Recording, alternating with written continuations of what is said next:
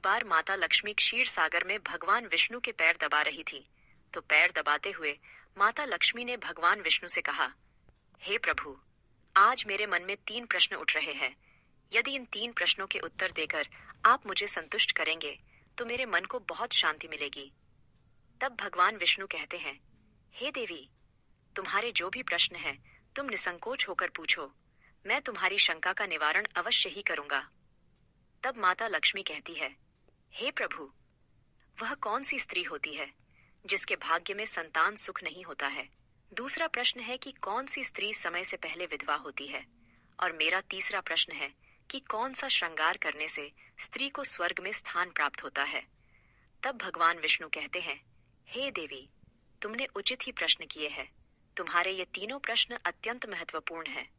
इन प्रश्नों का उत्तर संसार कल्याण के लिए है। जो भी मनुष्य इन्हें ध्यान से सुनता है उसे पृथ्वी लोक पर संपूर्ण सुख प्राप्त होते हैं और मृत्यु के बाद उसे मरे लोक की प्राप्ति होती है। भगवान विष्णु देवी लक्ष्मी से कहते हैं, हे देवी, आज मैं तुम्हें एक अत्यंत पवित्र कथा सुनाता हूँ। इस कथा के माध्यम से तुम्हारे सभी प्रश्नों का उत्तर तुम्हें प्राप्त होगा। लेकिन तुम्हें इस कथा को ध्यान से पूरा सुनना होगा। इस कथा को कभी आधा अधूरा नहीं सुनना चाहिए। इस कथा में समस्त संसार का कल्याण छिपा हुआ है। जो भी इस कथा को ध्यान से पूरा सुनेगा उसके मैं 32 अपराध क्षमा करता हूँ। तब देवी लक्ष्मी कहने लगी, प्रभु, मैं आपको वचन देती हूँ कि इस कथा को मैं पूरे मन और लगन से सुनूंगी। आप कृपया उस कथा को आरंभ करें। तो दोस्तों, आप सभी से एक विनती है कि आप भी इस कथा को पूरा जरूर सुनें। इसे आधा अधूरा सुनना पाप माना जाता है। कथा शुरू करने से पहले कमेंट में जय मां लक्ष्मी और जय श्री हरि विष्णु अवश्य लिखे। साथ ही वीडियो को लाइक करना न भूले। तो चलिए आरंभ करते हैं। भगवान विष्णु कहते हैं, हे देवी, एक समय की बात है। मध्य देश में एक छोटा सा नगर था। उस नगर में एक सेठ रहता था। उस सेठ के 2 पुत्र थे और सेठ के दोनों बेटों का विवाह भी हो चुका था। सेठ के घर में किसी चीज की कोई कमी नहीं थी, किंतु सेठ की पत्नी का स्वभाव अत्यंत दुष्ट था। सेठ की पत्नी और सेठ के बड़े बेटे की पत्नी दोनों का ही स्वभाव दुष्ट था।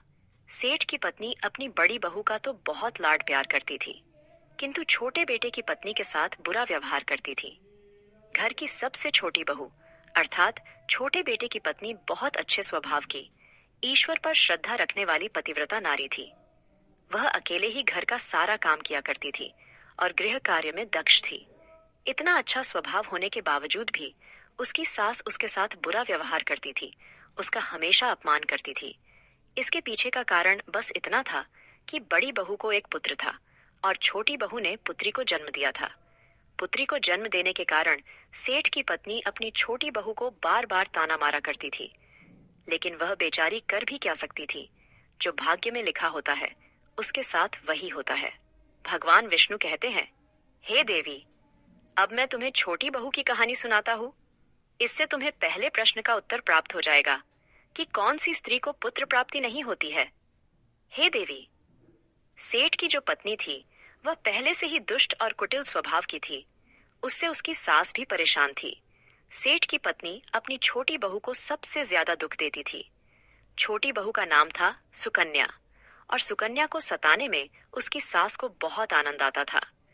सुकन्या बेचारी रोज सुबह ब्रह्म मुहूर्त में जागकर अपने घर के काम करती थी और दिन भर काम करने के बाद उसे रात्रि को ही सोने को मिलता था। इतना होकर भी सेठ की पत्नी अपनी छोटी बहू से द्वेष करती थी। जब छोटी बहू झाड़ू लगाती तो उसकी सास आकर उसे ताना मारती थी कि तेरे हाथ में जान नहीं है क्या? तू जल्दी जल्दी झाड़ू लगा, मैं मंदिर जा रही हूँ। मेरे लौट कर आने से पहले तू भोजन बनाकर तैयार रखना और आते ही मैं उस भोजन को ग्रहण करूंगी। और सुन, अन्न का एक दाना भी बर्बाद ना हो पाए। बेचारी सुकन्या चुपचाप अपनी सास का अत्याचार सहन करती थी और उसकी सास की हर आज्ञा का बड़ी ही विनम्रता से पालन करती थी। फिर छोटी बहू खाना बनाते हुए सोचने लगी कि मैं घर का इतना काम करती हूँ, लेकिन फिर भी मैं चैन की सांस नहीं ले पाती हूँ। मेरी सासू माँ किसी न किसी बात को लेकर मुझे ही ताना मारती रहती है। पता नहीं कब उनकी ताना देने की आदत जाएगी। सुकन्या इतना सोच ही रही थी कि तभी घर के दरवाजे पर खटखटाने की आवाज सुनाई दी। छोटी बहू ने सोचा, अभी तो भोजन तैयार भी नहीं हुआ है, लगता है मेरी सासू माँ आज जल्दी लौट आ गई, अब वह फिर से ताना मारेगी। तब सुकन्या ने दरवाजा खोला तो उसने देखा कि द्वार पर एक सन्यासी खड़ा हुआ है। वह सन्यासी सुकन्या से कहने लगा, बेटा सदा सुहागिन रहो, तुम इस सन्यासी के लिए कुछ भोजन का दान करो। हे पुत्री, मुझे बड़ी भूख लगी है। तब सुकन्या ने सोचा, अगर मैं इस सन्यासी को भोजन करा दूं और इतने में मेरी सास आ गई तो मेरी खैर नहीं। कुछ देर तक विचार करने के बाद सुकन्या ने सोचा, यदि मैं सासू माँ के ताने के डर से इस सन्यासी को भोजन नहीं कराऊंगी तो मुझे महापाप लगेगा, मेरा सारा पुण्य नष्ट हो जाएगा। इतना सोचकर सुकन्या ने उस सन्यासी को घर के अंदर बुला लिया। अतिथि धर्म का पालन करते हुए सुकन्या उस सन्यासी को भोजन कराने लगी। उतने में ही उसकी सास घर पर आ पहुंची और उस सन्यासी को घर के अंदर भोजन करते हुए देखकर उसे बहुत गुस्सा आ गया। वह चिल्लाते हुए सुकन्या से कहने लगी, यहाँ पर क्या किसी प्रकार का भंडारा या दावत नहीं चल रही है, जो तो राह चलते भिखमंगों को घर में बिठाकर खिला रही हो। सुकन्या ने अपनी सास से बड़ी विनती की, लेकिन सुकन्या की सास ने बहू की एक नहीं सुनी और उसकी सास ने उस सन्यासी को घर से बाहर निकाल दिया और उसके भोजन को उठाकर कचरे में फेंक दिया। उसके बाद वह सास सुकन्या पर गुस्सा करने लगी, अरे दुष्ट औरत, मैंने तुझे कहा था कि अन्न का एक दाना भी बर्बाद नहीं होना चाहिए, लेकिन तूने क्या किया, उस भिखमंगे को इतना सारा भोजन दे दिया। सुकन्या डरते डरते बोली, सासू माँ, मैंने सन्यासी को अपने हिस्से का भोजन दिया है, इसमें आखिर इतना गुस्सा होने की क्या बात है। द्वार पर आए अतिथियों को कभी खाली हाथ नहीं भेजते हैं, ऐसा शास्त्र कहते हैं। फिर सुकन्या की सास ने उसे बहुत डांटा। दोनों के बीच कई देर तक बहस हुई और सुकन्या की दुष्ट सास ने गुस्से में आकर सुकन्या को धक्के मारकर घर से बाहर निकाल दिया और घर का दरवाजा बंद कर दिया। सुकन्या देर तक घर के मुख्य द्वार के सामने खड़ी रही और बाहर से अपनी सास को आवाज देने लगी। सुकन्या की सास ने एक नहीं सुनी और उसे घर के अंदर आने नहीं दिया। फिर सुकन्या दुखी और उदास होकर अपने मायके के लिए निकल गई। मायके जाने के रास्ते में बहुत बड़ा जंगल पड़ता था। सुकन्या भूखी प्यासी रहकर उस जंगल के रास्ते पर से चलने लगी। तभी उसी समय अचानक जोर जोर से बादल गरजने लगे और मूसलाधार बरसात होने लगी। बारिश से बचने के लिए सुकन्या एक वृक्ष के नीचे जाकर खड़ी हो गई। वहां पर सुकन्या ने देखा कि पेड़ के नीचे में कोटर बना हुआ है। फिर वह बिना देरी किए जल्दी से उस कोटर में घुस गई। कोटर में जाने के बाद सुकन्या ने देखा कि अंदर कोई साधु महात्मा बैठे हैं। वह सन्यासी कोई और नहीं बल्कि भगवान विष्णु ही साधु का रूप धारण करके बैठे हुए थे। जब उस साधु ने उस सुकन्या को देखा तो बोले, हे पुत्री, तुम इस घने जंगल में अकेली क्या कर रही हो? रोना बंद करो, मैं तुम्हारे बारे में सब कुछ जानता हूँ। तुम्हारे ससुराल वाले अत्यंत दुष्ट स्वभाव के हैं और वे तुम्हें बहुत दुख देते हैं। इसका कारण केवल बस इतना है कि तुम्हें पुत्र की प्राप्ति नहीं हुई है। पुत्री को जन्म देने के कारण तुम्हें तुम्हारी सास के ताने सुनने पड़ते हैं। हे पुत्री, तुम चिंता मत करो, मैं तुम्हें एक पर्ची देता हूँ। इस पर जो भी उपाय लिखा हुआ है, तुम उस उपाय को पूरे मन के साथ करो, फिर तुम्हें एक गुणवान पुत्र की प्राप्ति होगी। फिर सुकन्या ने वह पर्ची ली और वह साधु वहां से अचानक से गायब हो गए।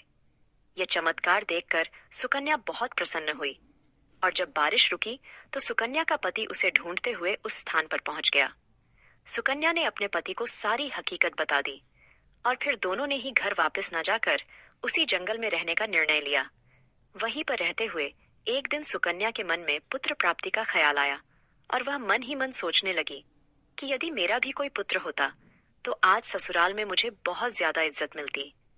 तभी सुकन्या को उस साधु के द्वारा दी गई पर्ची की याद आ गई और फिर जब उसने वह पर्ची खोलकर पढ़ा तो उसने देखा कि जो स्त्री पुत्र प्राप्ति की कामना रखती है उसे रात्रि में अपने पति की बाईं तरफ सोना चाहिए। ऐसा करने से कुछ समय बाद में बाईं करवट लेटने से नाक का दाहिना स्वर और दाहिनी करवट लेने से नाक का बायां स्वर चालू हो जाता है। फिर जब पुत्र की इच्छा हो तो उस स्थिति में मिलन से पहले यह निश्चित कर लेना चाहिए कि पुरुष का दायां स्वर चलने लगे और स्त्री का बायां स्वर चलने लगे और उसी समय पर गर्भधान किया जाना चाहिए। ऐसा करने से निश्चित ही पुत्र की प्राप्ति होती है। इसके विपरीत नाक के स्वर चलने से पुत्री की प्राप्ति होती है। उस पर्ची में आगे लिखा हुआ था कि मासिक धर्म शुरू होने के बाद पहले 4 दिनों में पुरुष के साथ मिलन करने से पुरुष को रगड़ता प्राप्त हो जाता है और 5वीं रात्रि में मिलन करने से पुत्री की प्राप्ति होती है तथा 6ठी रात्रि में मिलन करने से पुत्र रत्न की प्राप्ति होती है। 7वीं रात्रि में मिलन करने से वंध्या पुत्री होती है। 8वीं रात्रि में मिलन करने से बलशाली पुत्र की प्राप्ति होती है। 9वीं रात्रि में मिलन करने से सुंदर कन्या की प्राप्ति होती है तथा 10वीं रात्रि में मिलन करने से विद्वान और अति श्रेष्ठ पुत्र की प्राप्ति होती है। 11वीं रात्रि में मिलन करने से सुंदर आचरण वाली कन्या प्राप्त होती है। 12वीं रात्रि में मिलन करने से गुणवान पुत्र होता है। 13वीं रात्रि में मिलन करने से लक्ष्मी स्वरूपा पुत्री होती है। 14वीं रात्रि में मिलन करने से गुणवान, बुद्धिमान तथा बलवान पुत्र होता है। फिर सुकन्या ने मासिक धर्म के बाद 14वीं रात्रि में अपने पति के साथ मिलन किया और उसके बाद गर्भ धारण किया। फिर दूसरे दिन सुकन्या का पति जंगल में लकड़ी काटने के लिए चला गया और सुकन्या घर पर पड़ी रही। फिर अचानक से तेज तूफान आया और सुकन्या की झोपड़ी उड़ गई। फिर सुकन्या दौड़ती हुई उसी पेड़ के कोटर में जाकर रुक गई जहां पर उसे वह साधु मिला था। सुकन्या वहां अपने पति की राह देख रही थी कि अचानक वहां पर 2 राक्षसी आ गई। वह राक्षसी अत्यंत मायावी थी। फिर उन्होंने उस कोटर के साथ पेड़ को उड़ाकर एक ऐसे स्थान पर चली गई जहां पर बहुत सारा सोना था। जब सुकन्या ने यह दृश्य देखा तो वह चौंक गई। सुकन्या पेड़ के कोटर में ही छिपी रही। जब वह राक्षसी भोजन की तलाश में गई तो सुकन्या ने उस स्थान पर से बहुत सारा सोना उठा लिया और उसे कोटर में भर लिया। जब वह राक्षसी लौट आई तो फिर से पेड़ पर बैठकर वे उस पेड़ को उड़ाकर उसी जंगल में आ गई। राक्षसियों के जाने के बाद सुकन्या वह सारा सोना लेकर अपने पति के पास चली गई और उसे वह सारा सोना दे दिया। फिर पति और सुकन्या दोनों अपने ससुराल को लौट गए। वहां जाकर उसने अपनी सास को वह सोना दे दिया और सारी हकीकत बता दी, जिसे सुनकर उसकी सास को बहुत गुस्सा आया और बोलने लगी, अरे मूर्ख औरत, तू बस इतना ही सोना लेकर आ गई। इतने सोने से क्या होगा? मैं होती तो बहुत सारा सोना लेकर आ जाती। फिर उसकी सास भी उस जंगल के कोटर में जाकर छिप गई और राक्षसियों की राह देखने लगी।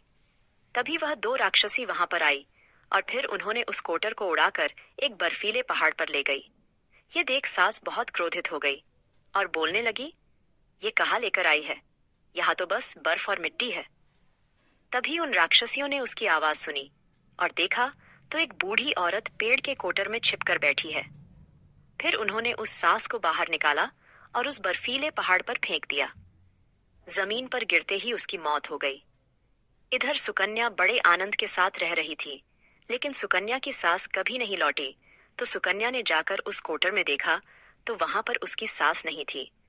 उसे समझ में आ गया कि लालच के कारण उसके सास की मृत्यु हो गई। भगवान विष्णु कहते हैं, हे लक्ष्मी, जिस स्त्री को पुत्र प्राप्ति की कामना है उसे मैंने सुकन्या को दी हुई पर्ची में बताए गए उपाय जरूर करने चाहिए।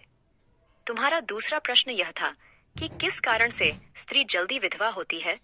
तो जो स्त्री अत्यधिक लालच करती है वह स्त्री जल्दी विधवा होती है, और जो स्त्री चरित्र का गहना पहनती है उसे मृत्यु के पश्चात स्वर्ग की प्राप्ति होती है। एक स्त्री को अपने चरित्र का त्याग कभी नहीं करना चाहिए। तो दोस्तों, इस प्रकार से भगवान विष्णु ने माता लक्ष्मी को यह कथा सुनाई थी। उम्मीद है आपको यह कथा पसंद आई होगी।